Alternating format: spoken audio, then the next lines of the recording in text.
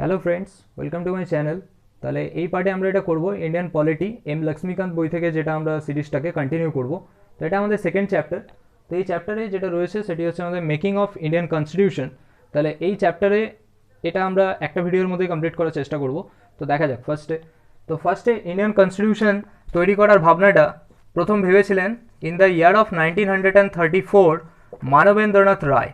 তো তিনি প্রথম ভেবেছিলেন যে একটা কনস্টিটিউশনাল অ্যাসেম্বলি তৈরি করা হোক।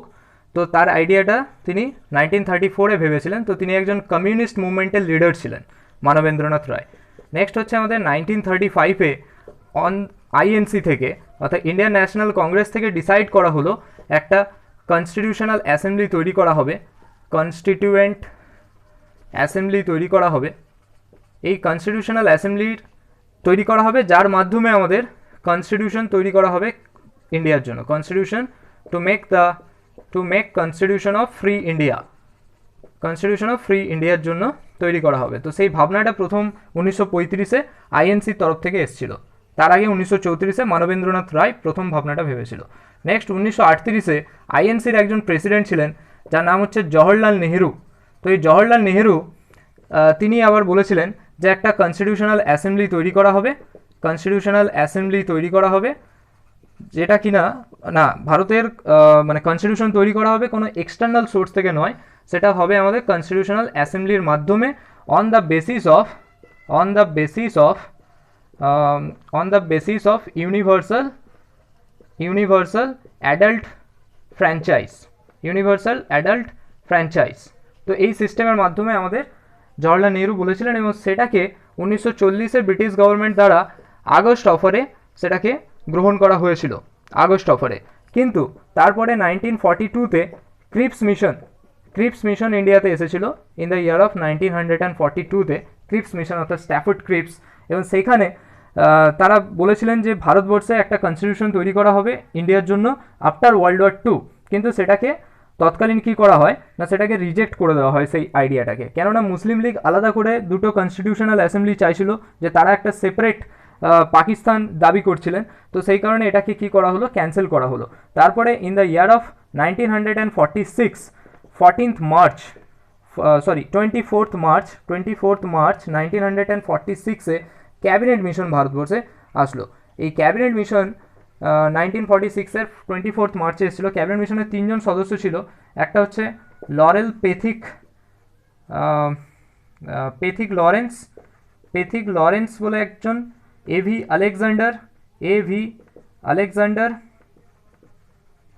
Alexander and Stafford Cripps.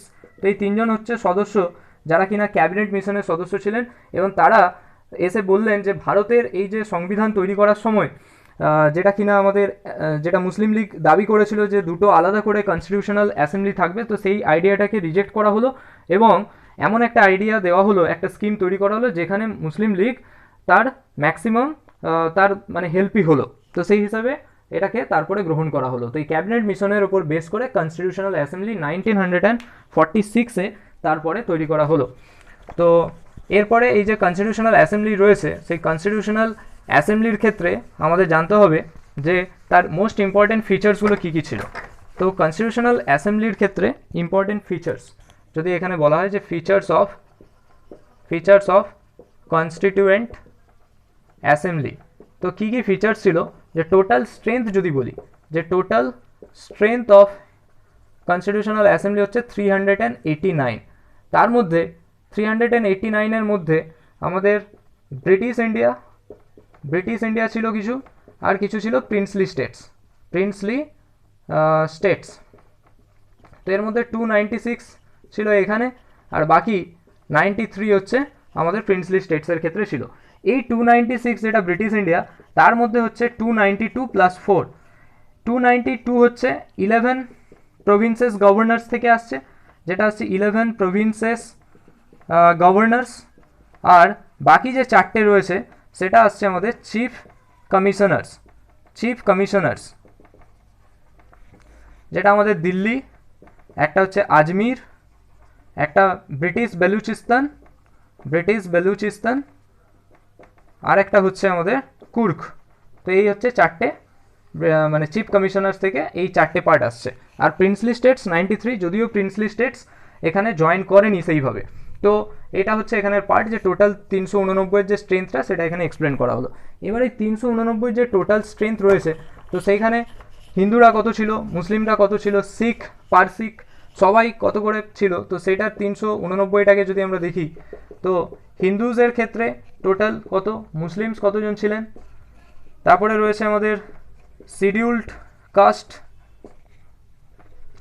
Caste member কতজন ছিলেন, তারপরে জানতে হবে আমাদের ইন্ডিয়ান খ্রিশ্চানস কতজন ছিলেন, তারপরে থাকবে আমাদের ব্যাকওয়ার্ড ট্রাইবস, তো হিন্দু ছিলেন 163, মুসলিম হচ্ছে 80, schedule caste 31, Indian Christian and backward tribes হচ্ছে 6 জন করে, শিখ হচ্ছে আমাদের 4 জন, তারপরে হচ্ছে অ্যাংলো ইন্ডিয়ানস আর পার্সিয়ান তারা ছিলেন 3 জন করে। তো এই হচ্ছে টোটাল স্ট্রেংথ অফ 389। এরপরে আরেকটা লিস্ট আমাদের মনে রাখতে হবে, সেটা হচ্ছে যে এই 389টার মধ্যে 389-এর মধ্যে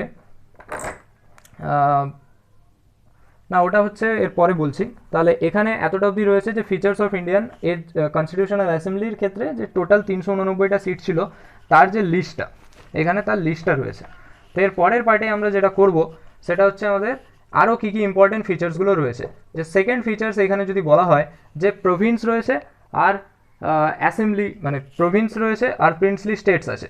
তো প্রভিন্সেস আরেকটা হয় princely states.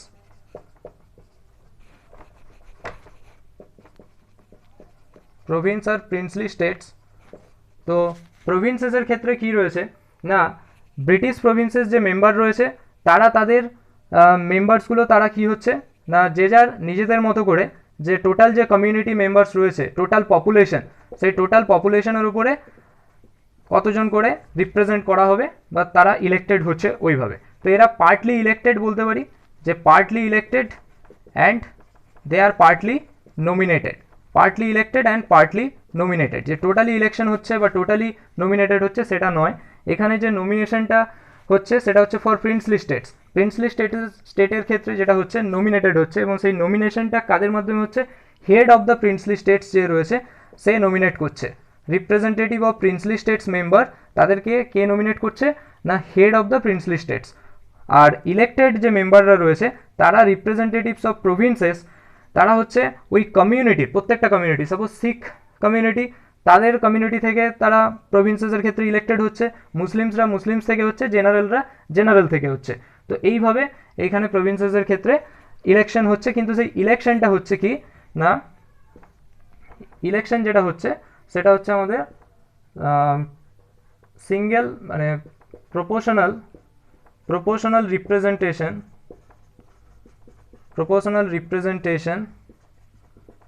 on the basis of single transferable vote,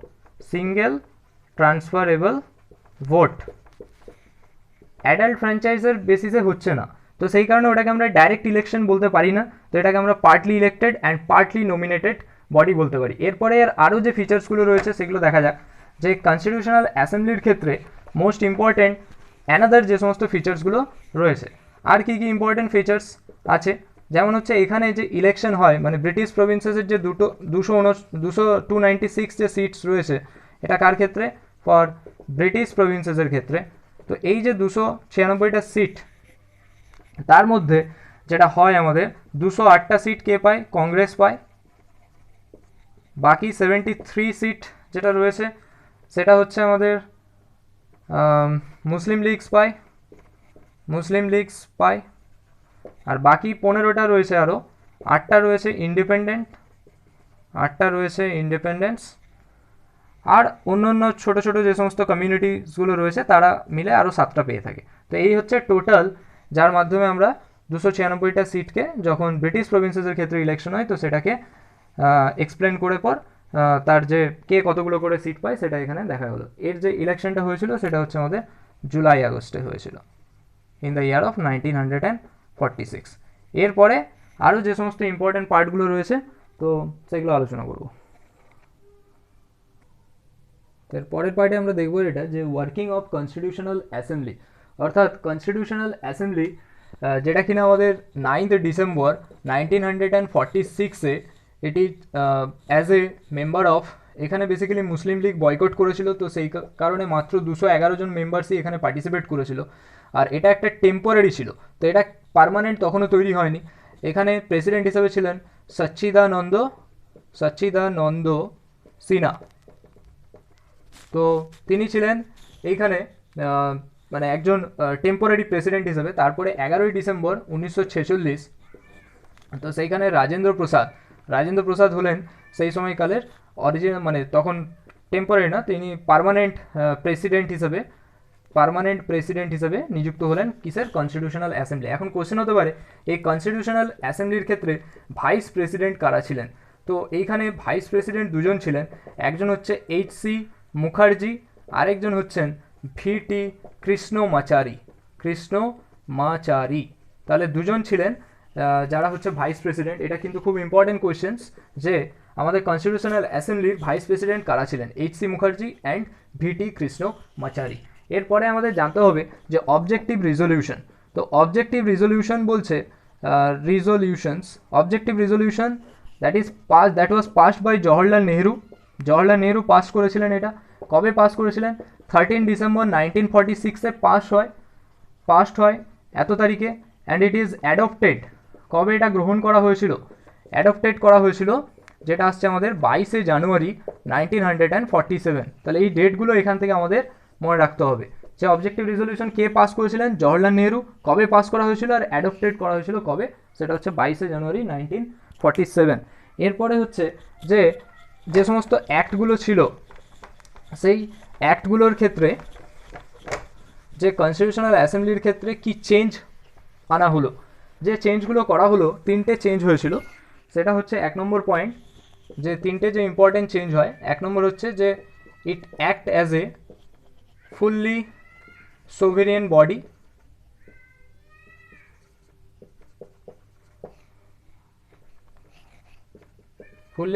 body, মানে টোটাল, মানে শাসনতন্ত্রটা টোটালি থাকবে যেটাকে বলা হচ্ছে।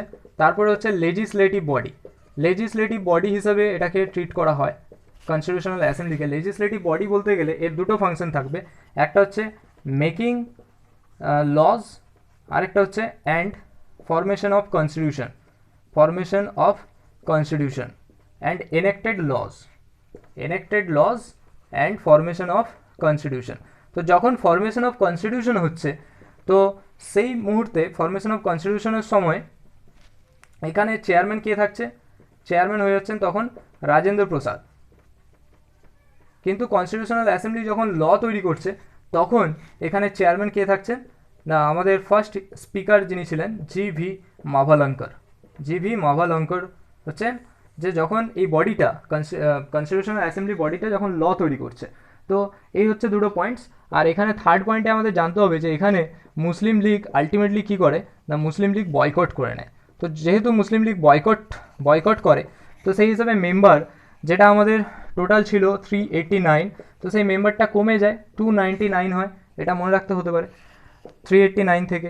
আর যেটা আমাদের ছিল যে 296 আর 93 ফর দ্য প্রিন্সলি স্টেটসের ক্ষেত্রে সেটা দাঁড়ায় 70, যেটা আসছে ফর 93 যেটা ছিল, যেটা অরিজিনাল ক্যাবিনেট মিশন প্ল্যানে ছিল। তো প্রিন্সলি স্টেটসের ক্ষেত্রে আমাদের 93 থেকে কমে সেটা 70-এ আসে, আর এটা 296 থেকে 229 হয়ে যায়, যেটা আমাদের ব্রিটিশ ইন্ডিয়া বা ব্রিটিশ প্রভিন্সেসের ক্ষেত্রে ছিল। তো শুধুমাত্র যে এনেক্টেড ল করা, এই 3টে চেঞ্জই হয়েছিল। শুধুমাত্র যে ল এনেক্ট করা বা ফরমেশন অফ কনস্টিটিউশন, এই দুটোই যে মেন ইম্পর্টেন্ট কাজ ছিল সেটাই কিন্তু নয়। কনস্টিটিউশনাল অ্যাসেম্বলির আরও অন্যান্য কাজ ছিল, যে সেইখানে যে সমস্ত পয়েন্টগুলো হয়, যেমন ন্যাশনাল অ্যানথেম, ন্যাশনাল ফ্ল্যাগ সেটা অ্যাডপ্টেড করা হয় কবে, 22শে জুলাই 1947, যেটা আমাদের এক্সামের জন্য লাগবে, এগুলো খুব ইম্পর্টেন্ট। তারপরে হচ্ছে ন্যাশনাল সং, ন্যাশনাল অ্যানথেম, বা যেটা হচ্ছে আমাদের ইন্ডিয়ার প্রেসিডেন্ট হিসাবে নিযুক্ত হন রাজেন্দ্র প্রসাদ। তো এই যে 3টে হয়, এই 3টে সেম ডেটে হয় সেটা হচ্ছে আমাদের 24শে জানুয়ারি 1950। তো এইগুলো হচ্ছে আমাদের ইনফরমেশন। এবং ইন্ডিয়া অ্যাজ এ কমনওয়েলথের মেম্বার হয়, কমনওয়েলথ রিলেটেড যে সমস্ত পার্টসগুলো রয়েছে, তো কমনওয়েলথ মেম্বার্স হয় 1949 ইয়ারে। তো এই হচ্ছে মোস্ট ইম্পর্ট্যান্ট টপিকগুলো ছিল। এরপরে আরও কিছু ইম্পর্ট্যান্ট পয়েন্টস থাকে, যে এই যে ইন্ডিয়ান কনস্টিটিউশন, সেটা হচ্ছে আমাদের এই কনস্টিটিউশনাল অ্যাসেম্বলি ইন্ডিয়ান কনস্টিটিউশন তৈরি করার সময় অনেকগুলো কান্ট্রি থেকে, মানে গ্রেটার দেন 60 কান্ট্রি থেকে প্রায় মানে ছোটো ছোটো কিছু অংশ নিয়ে এটাকে নেওয়া হয়েছে, ইন্ডিয়ান কনস্টিটিউশন তৈরি করা হয়েছে। আর এটা তৈরি হতে টোটাল টাইম লেগেছে বলতে গেলে যে 2 বছর 11 মান্থস আর 18 দিন। তো এত টাইম লেগেছে, এবং টোটাল কনস্টিটিউশনটা তৈরি হতে প্রায় খরচা হয়েছে 64 লাখ রুপিস।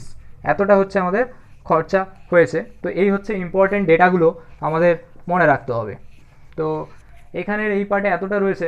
আরেকটা ইম্পর্টেন্ট জিনিস, সেটা হচ্ছে যে প্রথম কনস্টিটিউশনাল অ্যাসেম্বলির ফার্স্ট মিটিংটা আমাদের মনে রাখতে হয়। আর ফার্স্ট মিটিং যেটা হয়েছিল কনস্টিটিউশনাল অ্যাসেম্বলির, সেটা হচ্ছে 9 থেকে 23শে ডিসেম্বর 1946 অবধি হয়।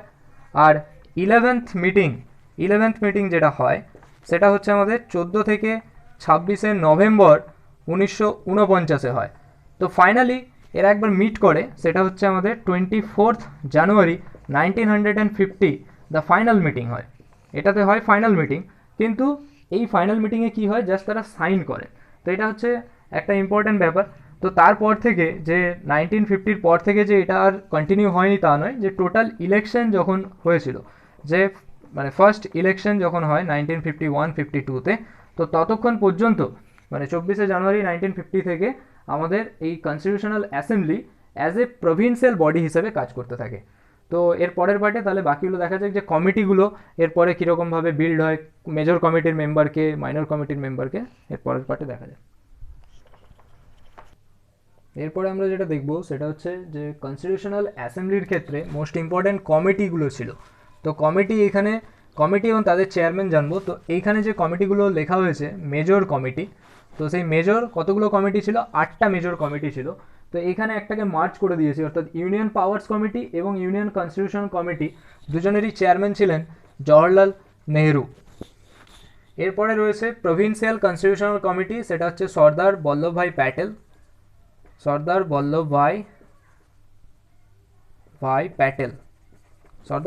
প্যাটেল ছিলেন প্রভিন্সিয়াল কনস্টিটিউশনাল কমিটির চেয়ারম্যান। ড্রাফটিং কমিটির ক্ষেত্রে বি আর আম্বেদকর ছিলেন ড্রাফটিং কমিটি। তো আমাদের এখানে ড্রাফটিং কমিটিটা আলাদা করে পড়তে হবে, এর টোটাল যে মেম্বার ছিল তো তাদের সম্পর্কে আরও জানতে হবে। নেক্সট আছে advisory committee for fundamental rights sub committee. এগুলো হচ্ছে যে 4টে রয়েছে, সেগুলো কিন্তু সব অ্যাডভাইজারি কমিটি।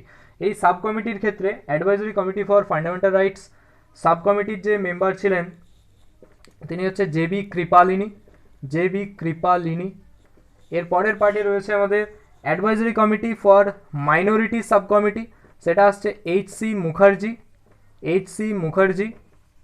নেক্সট আছে যে advisory committee for North East Frontier tribal areas and Assam excluded areas. তো সেইখানে আমাদের যেটা থাকছে গোপীনাথ বারদৈলই। আর advisory committee for North East Frontier other than Assam area, যদি আমি বলি এখানে আদার দেন আসাম এরিয়া, তো সেটা আসবে এ ভি থাক্কর হচ্ছে সেখানে চেয়ারম্যান ছিলেন। এরপরে যেগুলো রয়েছে, যে rules of procedure committee and steering committee, দুজনের ক্ষেত্রেই হচ্ছেন রাজেন্দ্র প্রসাদ হচ্ছেন স্টিয়ারিং কমিটিরও chairman and rules of procedure কমিটিরও চেয়ারম্যান। আর এখানে রয়েছে স্টেটস কমিটি, সেখানে চেয়ারম্যান হচ্ছে জওহরলাল নেহেরু। তো এই হচ্ছে 8টা যেগুলো কিনা মেজর কমিটিজ এবং তাদের চেয়ারম্যান। এর পরের পার্টে আমরা আরও কিছু মাইনর কমিটিস এবং তাদের চেয়ারম্যান সম্পর্কে আলোচনা করব। এরপরে যেটা দেখব, যে কনস্টিটিউশনাল অ্যাসেম্বলির ক্ষেত্রে কিছু মাইনর কমিটিস ছিল। তো সেই মাইনর কমিটির চেয়ারম্যান কারা কারা ছিলেন, যেমন ফাইন্যান্স অ্যান্ড স্টাফ, তো এটার ক্ষেত্রে ছিলেন রাজেন্দ্র প্রসাদ, চেয়ারম্যান ছিলেন। আর এখানে ad hoc committee on the national flag, সেখানেও রাজেন্দ্র প্রসাদ চেয়ারম্যান ছিলেন। এরপরে রয়েছে হাউস কমিটির ক্ষেত্রে রয়েছে পট্টভি সীতারামাইয়া। আর এখানে commerce on chief commissioners provinces, সেখানেও সেম পট্টভি সীতারামাইয়া। এরপরে রয়েছে order of business committee, K M Munshi. K M Munshi ছিলেন অর্ডার অফ বিজনেস কমিটির chairman, very important. Ad hoc committee on national flag হয়ে গেল। Committee on the functions of constitutional assembly, the committee on the functions of constitutional assembly হচ্ছে G V. মাভালঙ্কর, জি.ভি. মাভালঙ্কর, তো তিনি এটির president ছিলেন। Ad hoc committee on the supreme court and ad hoc committee on citizenship, দুটোই হচ্ছে S ভারাদাচারী। এখানেও হবে যে অ্যাডহক কমিটি দেখলেই এটার আনসার হবে এস ভারাদাচারী। নেক্সট আছে ক্রেডেন্সিয়াল কমিটি, আলাদি কৃষ্ণস্বামী আইয়ার, আলাদি কৃষ্ণস্বামী আইয়ার ছিলেন আমাদের প্রেসিডেন্ট অফ ক্রেডেন্সিয়াল কমিটি, যেটা একটি মাইনরিটি কমিটি ছিল। লিঙ্গুইস্টিক প্রভিন্সেসের ক্ষেত্রে ছিল এস কে দার। নেক্সট হচ্ছে press gallery committee, press gallery হচ্ছে উষা নাথ সেন। অ্যান্ড ফাইনালি যেটা রয়েছে special committee to examine the draft committee, তো সেটি হচ্ছে আমাদের জওহরলাল নেহরু। তো এই ছিল আমাদের মাইনরিটিস কমিটি। এরপরে বাকি পার্টে আমরা বাকি পোর্শনসগুলো দেখব। এরপরে বাকি যেটা রয়েছে আমাদের যে ড্রাফটিং কমিটি, তো ড্রাফটিং কমিটির ক্ষেত্রে ড্রাফটিং কমিটি আমাদের সেট আপ হয়েছিল 29 আগস্ট 1947-এ। ড্রাফটিং কমিটি তার টোটাল 7 জন মেম্বার ছিল। 7 জন মেম্বারের মধ্যে বি.আর. আম্বেদকর চেয়ারম্যান ছিলেন। আরও বাকি যে 6 জন member, N Gopalaswami Ayyangar, Alladi Krishnaswami Iyer, K M Munshi, Syed Mohammad Saadulla, N Madhava Rao and T Krishnamachari. তো এই হচ্ছে টোটাল 7 জন মেম্বার আমাদের। বি.আর. আম্বেদকর চেয়ারম্যান ছিলেন। তো এই ড্রাফটিং কমিটির ক্ষেত্রে যে রিপোর্টটা আলটিমেট পাবলিশ হয়েছিল, সেটা কিনা ফার্স্ট রিপোর্ট পাবলিশ হয় 1948-এর ফেব্রুয়ারি। তারপরে সেকেন্ড রিপোর্ট পাবলিশ হয় 1948-এর অক্টোবরে।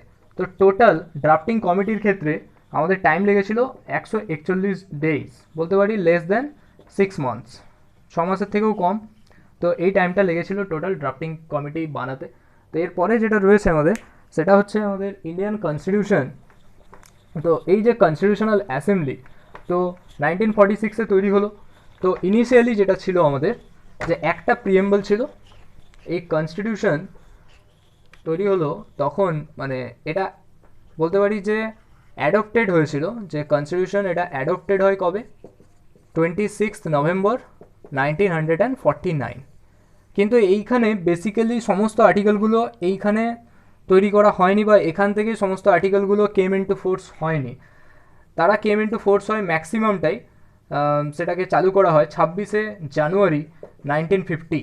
তো সেই কারণে এই ডেটটাকে 26শে জানুয়ারি 1950টাকে আমরা বলে থাকি যে রিপাবলিক ডে বা ডেট অফ কমেন্সমেন্ট। এই ডেতেই 1930-এ স্বরাজ্য পার্টি তারা কি করেছিল না, স্বরাজ্য পার্টি লাহোর কংগ্রেসের অধিবেশনে সেলিব্রেট করেছিল পূর্ণ স্বরাজ। তো এই ডেটটাকে এই কারণে মানে মনে রাখা হয়, রিপাবলিক ডে হিসেবে সেলিব্রেট করা হয় 26শে জানুয়ারি 1950। তো প্রথম কনস্টিটিউশনের ক্ষেত্রে আমাদের প্রিএম্বল ছিল, যে নাম্বার অফ প্রিএম্বল ছিল একটা, আর্টিকেল তখন ছিল 395, আর শিডিউল কতগুলো ছিল না, তখন 8টা শিডিউল ছিল। এটা বলা হচ্ছে 26শে নভেম্বর 1949-এর রেসপেক্টে বলা হচ্ছে। তো এই হচ্ছে আলটিমেট, এতটাই অবধি আমাদের জানতে হবে। এরপরে আমরা দেখব যে আর কী কী ইম্পর্টেন্ট ফ্যাক্টস রয়েছে। এরপরে আমরা এটা দেখব, সেটা হচ্ছে কনস্টিটিউশনাল অ্যাসেম্বলির কিছু ইম্পর্টেন্ট ফ্যাক্ট সম্পর্কে দেখছি। তো সিম্বল যেটা ছিল কনস্টিটিউশন অ্যাসেম্বলি, সিম্বল ইউজ করা হয় এলিফ্যান্টস। লিগাল অ্যাডভাইজার ছিলেন বি.এন. রাও ছিলেন legal adviser. Secretary to the assembly, secretary কে ছিলেন? সেক্রেটারি টু দ্য অ্যাসেম্বলি ছিলেন H.V.R. Ayyangar. Chief draftsman of constitution in the assembly S K. Mukherjee.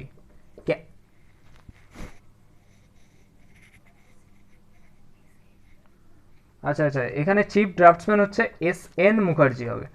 R calligrapher কে ছিলেন? ক্যালিগ্রাফার ছিলেন প্রেম Bihari Narayan Raizada.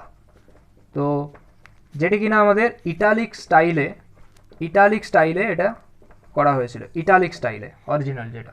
Next আছে original version was decorated by, original version of constitution assembly decorated হয়েছিল শান্তিনিকেতন থেকে দুজন, মানে নন্দলাল বোস, একজন ছিলেন নন্দলাল বোস, আরেকজন হচ্ছে বি রাম মনোহর সিনহা। আর the calligraphy of Hindi version of original constitution সেটা হচ্ছে বসন্ত কৃষ্ণ বৈদ্য, এবং সেটা অরিজিনালি ডেলিগেটেড হয়েছিল এবং ডেকোরেটেড হয়েছিল সেটি হচ্ছে বাই নন্দলাল বোস। তো এই হচ্ছে আমাদের মোস্ট ইম্পর্টেন্ট আরও কিছু important facts relating to constitutional assembly. তো এটাই আমরা second chapter from M Laxmikanth বইয়ে যেটি রয়েছে তার মোস্ট ইম্পর্টেন্ট বেশিরভাগ জায়গাটাই কভার করলাম এক্সাম পারপাসের জন্য যতটা আমাদের দরকার। তো ঠিক আছে, ভিডিওটা ভালো লাগলে লাইক করো, আর চ্যানেলে নতুন হলে অবশ্যই সাবস্ক্রাইব করবে, আর বন্ধুদের সাথে ভিডিওটা শেয়ার করো ভালো লাগলে। Thank you for watching.